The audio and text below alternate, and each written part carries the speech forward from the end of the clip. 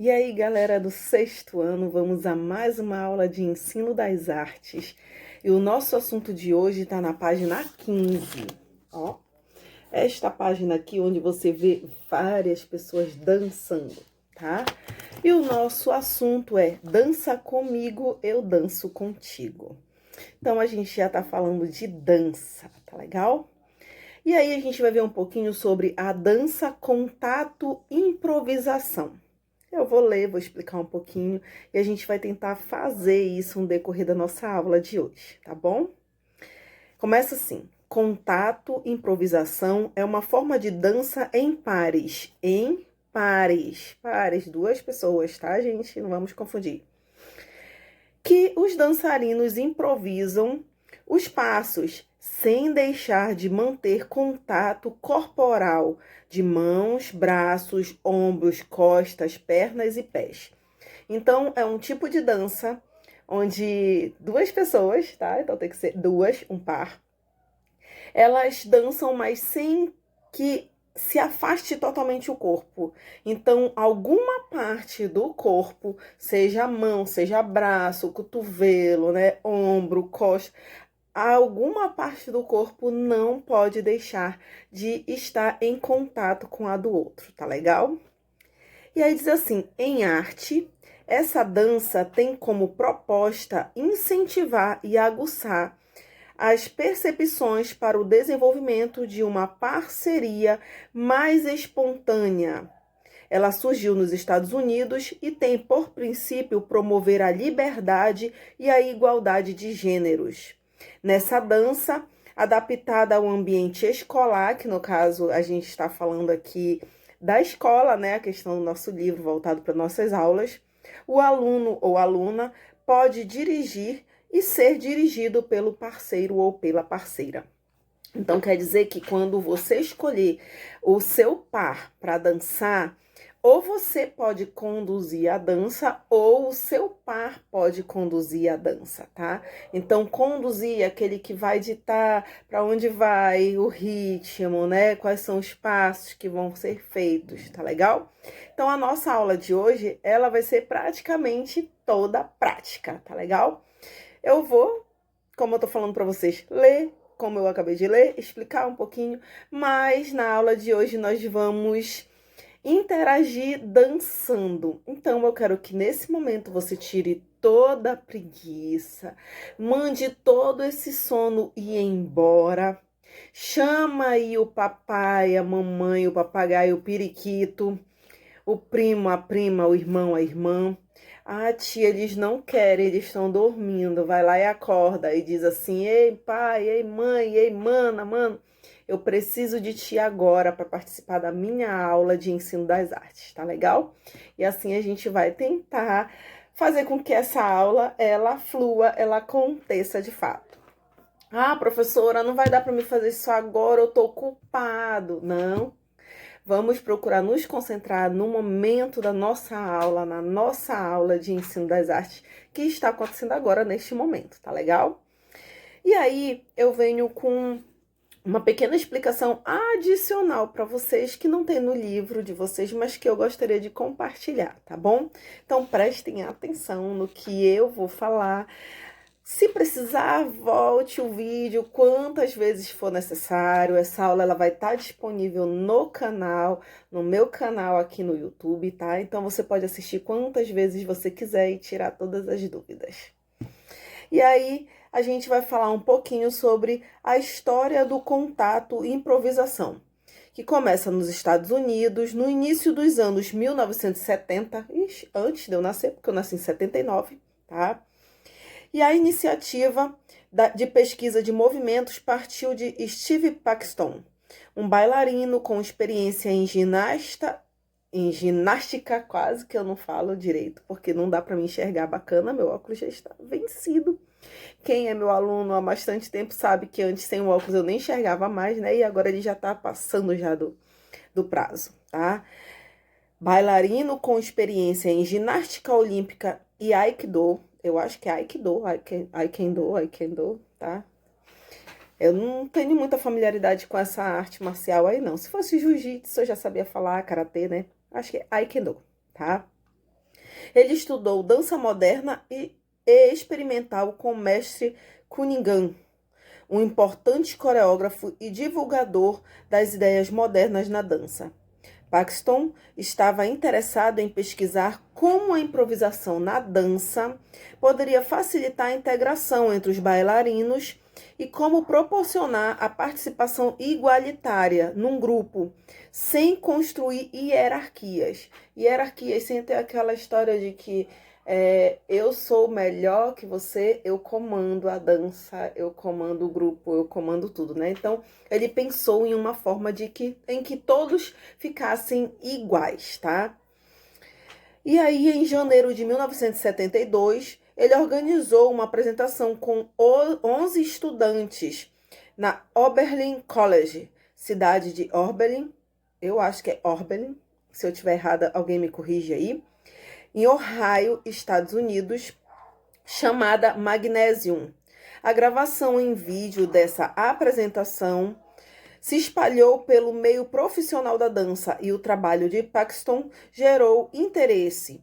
Foi reconhecido, passando a integrar a dinâmica de diversas companhias e escolas de dança desde então, tá? Tá aí um bom assunto, uma boa dica para você buscar na internet, buscar aqui mesmo no YouTube, né, buscar vídeos. Sabe como é que eu faço? Deixa eu dar uma dica para você. Quando tem um assunto e eu não tô muito aprofundada naquele assunto, porque nós não temos obrigação de saber tudo, eu pesquiso no Google ou eu pesquiso no YouTube. Porque o YouTube, ele me dá vídeos, ele me proporciona ouvir, né? Às vezes não dá tempo. Mas, por exemplo, como eu tive dificuldade aqui em pronunciar o nome, né? Da outra vez, em outras aulas, em outras turmas, eu busquei vídeos a respeito daquele artista, daquele profissional, para que eu pudesse ouvir de que forma o nome dele era pronunciado. Nem sempre a gente vai conseguir reproduzir, porque às vezes é nome alemão, como já falei, nome francês, e às vezes a gente não tem esse sotaque, essa maneira de falar, né? Não é só apenas nome americano, nome em inglês, que é o mais comum. Tá? Mas é bom para a gente ter uma ideia de como é, né? Como é que se pronuncia o nome do artista, daquela pessoa famosa, daquela pessoa que a gente está estudando. Então, coloque, quando a gente está falando de algum assunto aqui, se você colocar contato improvisação aí na internet, você vai ver um monte de coisa a respeito disso. Se você colocar o nome do artista, você vai ver muitas coisas a respeito dele. Aí, se você colocar lá no Google todas, aí vai aparecer muitas coisas, né? Se você colocar imagens, você vai ver a imagem. Ah, às vezes eu vou botar o nome do artista, mas eu não sei nem como ele é, nem com quem ele parece. Então, eu boto lá o nome, escrevo e boto imagens. Aí eu vou poder ver, né, visualizar, esse artista é desse jeito, ele era assim quando ele era novo, agora ele é assim atualmente. A gente ainda coloca a palavra atual. Se você quiser ver como ele tá hoje, você coloca fulano de tal atual. E aí você vai conseguir visualizar. E aí fica mais fácil da gente entender. Só que isso são conhecimentos que a gente precisa buscar, não só o professor tem que trazer. O professor, ele tem que trazer o norte, mas o conhecimento também vem da busca e o interesse do aluno. E é isso que eu quero que vocês comecem a fazer todas as vezes que a gente tiver aula. Se você já faz, parabéns, você já faz. Se você não faz, comece a fazer, que sempre há tempo, tá legal? E aí, a gente tem na página 16 uma atividade. E a atividade, como eu falei para vocês, ela é prática. Por isso que eu disse, chamem o pai, a mãe, acordem aí o avô, a avó, o papagaio, o periquito, acordem, né? Tirem toda essa preguiça de lado, tá? E aí, pra gente fazer essa atividade que tem como proposta na página 16. E aí diz assim, contato e improvisação com bola. Que tal dançar com um colega? Então, você não vai dançar com um colega porque você não tá na sala de aula. Se a gente estivesse na sala de aula, até eu dançava com vocês, tá legal? Essa é uma variação da dança contato e improvisação. Agora, para dançar com o auxílio de uma bola de plástico grande sem deixá-la cair.